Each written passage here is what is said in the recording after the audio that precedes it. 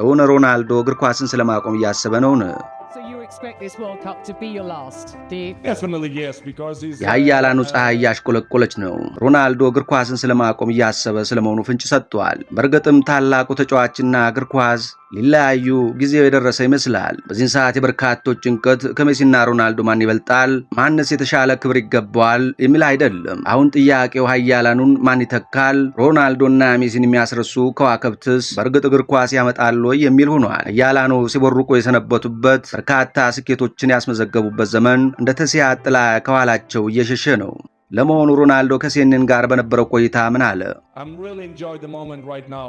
As you know, in the football, when you reach some age, እውነቱን ለመናገር ቢበዛ ከ1-2 ዓመት በላይ በተጫዋችነት ይመቆይ አይመስለኝም። አሁን ያለውበትን ሁኔታ ወደዋለሁ። አሁን 40 ዓመቴ ነው። አሁንም እግር ኳስን በጥሩ ብቃት እየተጫወትኩ ጎሎችንም እያስቆጠርኩ ነው። ታውቂያለሽ፣ በእግር ኳስ ስፖርት እድሜ እየገፋ ሲሄድ የምታወሪው ስለ ቁጥሮች ነው። ለእግር ኳስ ሁሉ ነገሬን ሰጥቻለሁ። ስንት ጨዋታዎችን ተጫወቱ? በርካታ፣ በጣም በርካታ።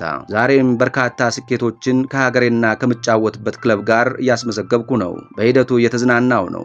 ይህ ከምንጊዜም የዓለም ምርጥ እግር ኳስ ተጫዋቾች መካከል አንዱ የሆነው ቱጃሩ ስፖርተኛ ክርስቲያኖ ሮናልዶ እግር ኳስን ስለማቆም ተጠይቆ የሰጠው ምላሽ ነው። አሁን ክርስቲያኖ እግር ኳስን ስለማቆም እያሰበ ነውን? የ26ቱ የዓለም ዋንጫ የመጨረሻ ሊሆን ይችላልን? ይህ የጋዜጠኛዋ ጥያቄ ነው።